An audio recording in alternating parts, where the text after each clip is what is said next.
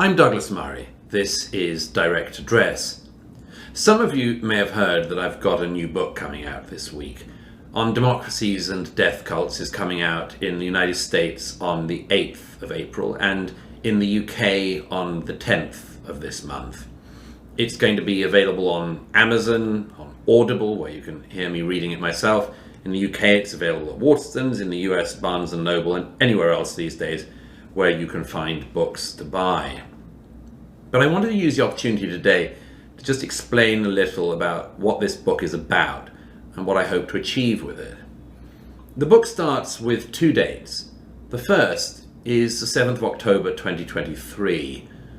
The second is a date that perhaps is less well known or less obvious, which is the 31st of January 1979.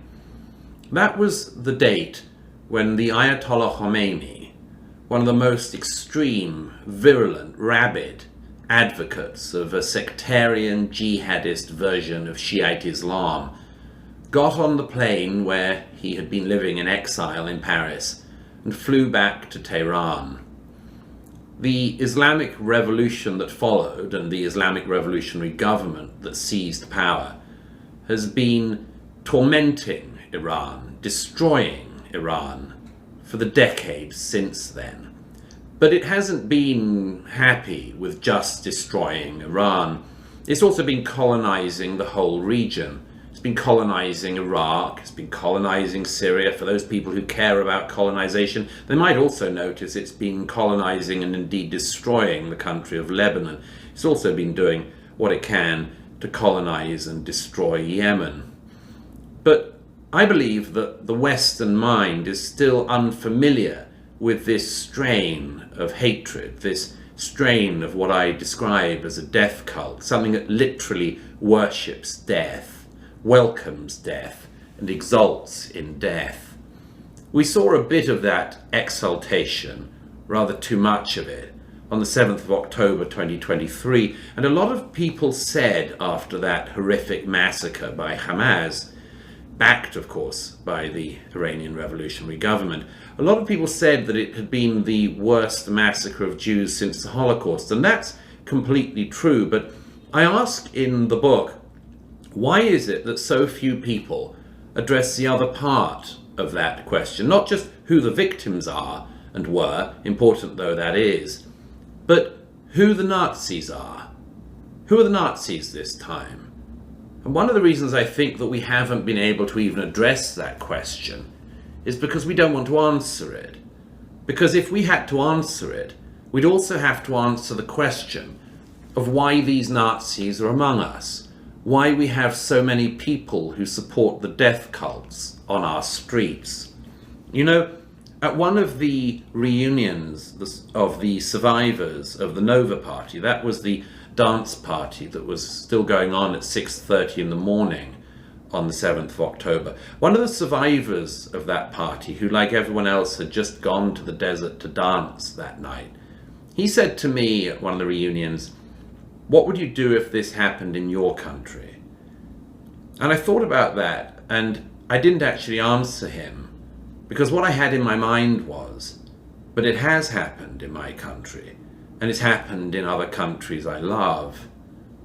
In 2017, a young radical Islamist, acting on this occasion in the name of ISIS, went into the Manchester Arena at the end of an Ariana Grande concert and detonated a suicide bomb.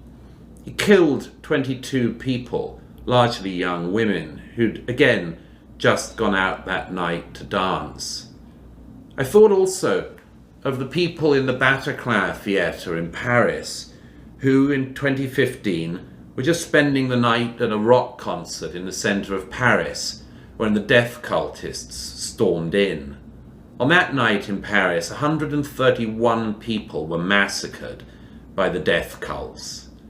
I also thought of the night in Orlando, Florida in 2016 when another person acting in the name of this foul ideology went into the Pulse nightclub, a gay nightclub in Orlando, Florida, and opened fire, killing 49 people who again had just gone out that night to dance. All of these atrocities were carried out by different sectarian groups, but they're all united by the same ideology as Hamas. They all glorify death, worship death, want to bring death on for themselves, but most importantly, for others.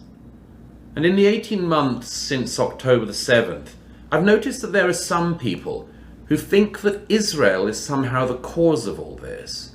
That if Israel didn't defend itself, then, for instance, that guy in Manchester wouldn't have gone into an Ariana Grande concert with a rucksack packed filled with explosives and ball bearings.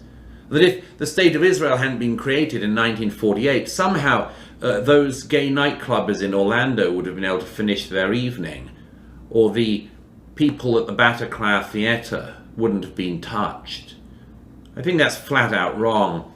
I think it's a deliberate attempt to avoid the real problems in our own midst. You see, I disagree with those people. I don't think that Israel causes any of that.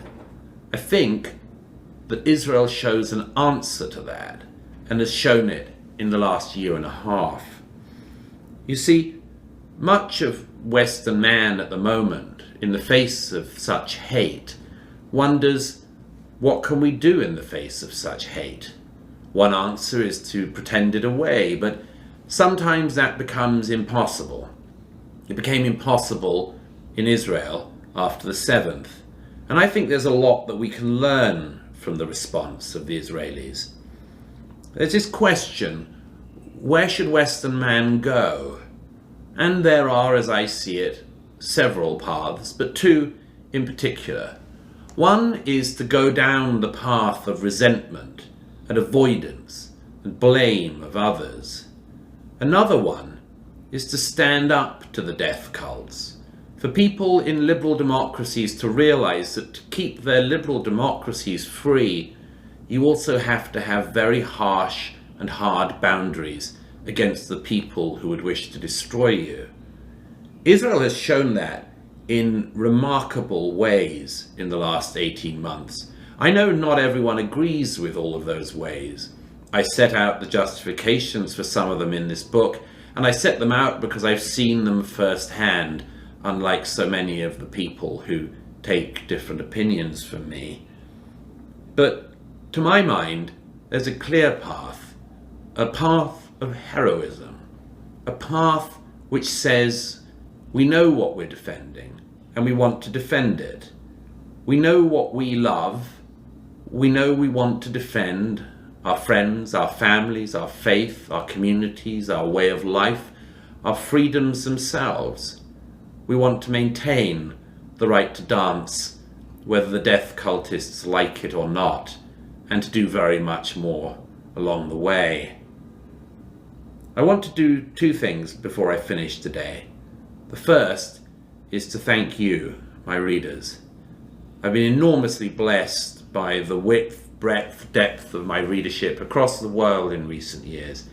I never take it for granted, but I'm so honored and proud that so many of you have been supportive of me in reading my work, in critiquing my work, supporting my work, and much more. So first of all, a thank you to all of you.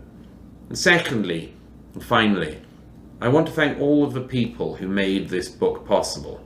I don't just mean the publishers, agents, and much more. I mean the people who actually inspired me to write it. The people I've had the enormous privilege of spending so much of the past few years with. Victims, yes. Hostage families and former hostages, yes. People who've suffered unbelievable things, certainly. But also all of those people who I've seen on the front lines, the fighters, the army, the men and women who know that they're fighting for life and fighting for their country and their people, and have inspired me to know that there's a way forward that can work if we only take it.